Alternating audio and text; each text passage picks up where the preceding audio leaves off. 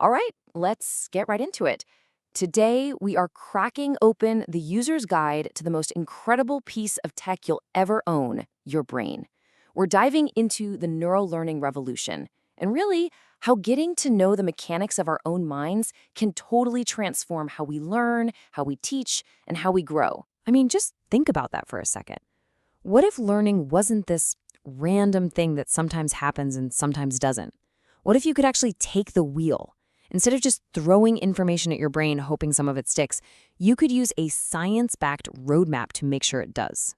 Well, that's exactly where we're headed. So what's behind all this? It's a field called neuroeducation. And it's not just one thing. Think of it like a massive bridge connecting a few different worlds. You've got brain science over here, psychology over there, and education right in the middle.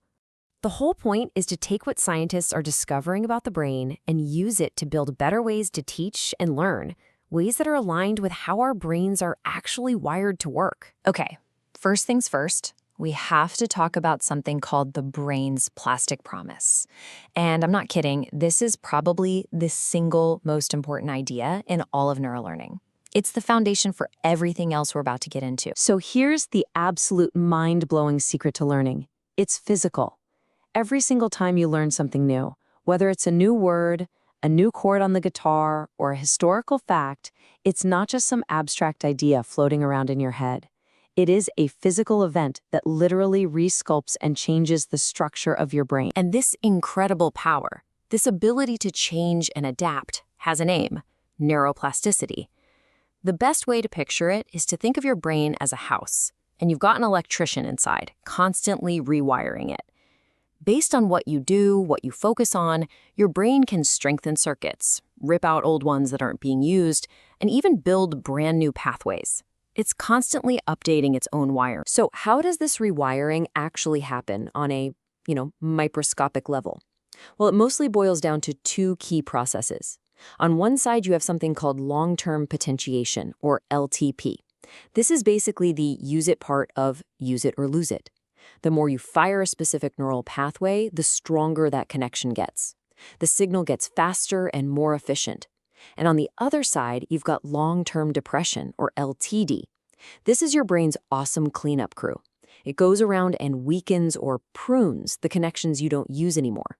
It keeps the whole system running smoothly and efficiently. Okay, so this whole rewiring thing really breaks down into 3 simple steps. First, you need some kind of stimulation, a new challenge, a new piece of information. That kicks off step 2, synaptic change. This is where those connections either get stronger through LTP or weaker through LTD. And finally, that leads to step 3, network reorganization. Your brain refines its circuits to get better and more efficient at whatever you're doing. It just shows that learning isn't passive, it's an active process of biological construction. So our brains are constantly changing. We've got that. But what things in our life, in our environment, can help that process along? And what can get in the way?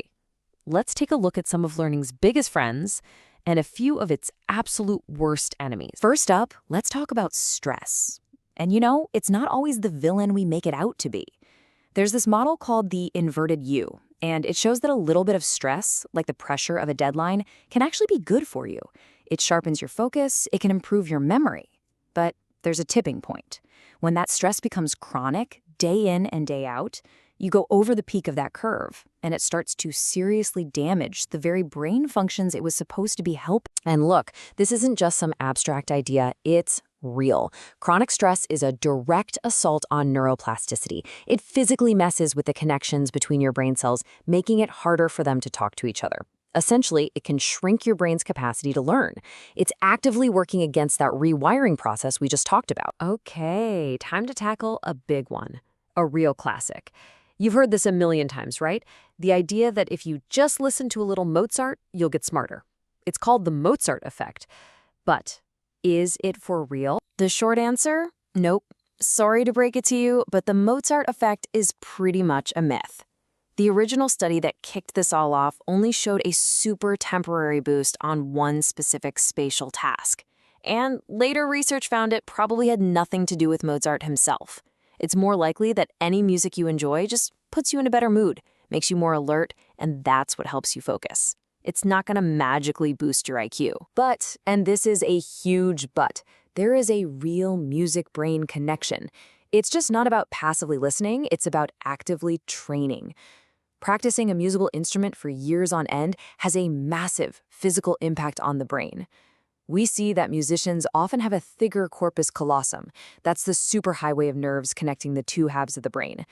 And the changes are incredibly specific. The part of the brain that controls the hands develops differently in pianists than it does in violinists because their instruments demands different things. That's neuroplasticity in action. All right, let's switch gears from our ears to our stomachs. We all know that what we eat affects our bodies, but we don't always think about how it affects our brains. So let's ask the question, could your lunch literally be making it harder for you to learn? And the science says, yeah, it absolutely can. Certain things like high amounts of MSG that you find in a lot of processed foods can cause something called excitotoxicity. It's a scary word, but it just means your nerve cells get so overexcited, they can actually get damaged or even die off. And studies in animals have linked that directly to problems with learning and memory. Now, on the flip side, diets like the Mediterranean diet, full of healthy fats, vegetables, and fish, are consistently linked to better brain health. So it's pretty clear what's on your plate has a direct line to your brain's performance. Okay, so we get the science. We know about neuroplasticity. We know some of the friends and foes of learning. The real question is, how do we use all of this? Let's get practical and look at some proven strategies to actually hack your own brain for better learning. Let me give you 3 of the heavy hitters from the research. First, spaced repetition. Ditch the all-night cramming sessions. Instead, you review stuff at intervals that get longer and longer over time. That signals to your brain, hey, this is important, and it really locks in those neural connections. Second, interleaved practice. Don't just drill one thing over and over. Mix it up. Do a math problem, then a physics problem, then back to math. It feels way harder in the moment, but that struggle is actually your brain building stronger, more flexible connections. And finally, metacognition. This one is a total game changer. It literally just means thinking about your thinking. Asking yourself, do I really get this, or did I just skim it? That self-awareness puts you in the driver's seat. And you can see these principles at work all over the place. Take a super common classroom activity. Think, pair, share.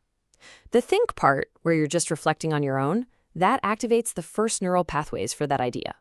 Then the pair part, where you have to explain it to someone else, that forces you to retrieve the information, which strengthens those connections.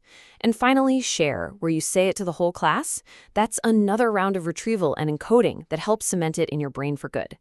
It's such a simple activity, but it's built on incredibly powerful brain science. All right, so let's zoom out. We've gone from the microscopic synapse all the way to the classroom.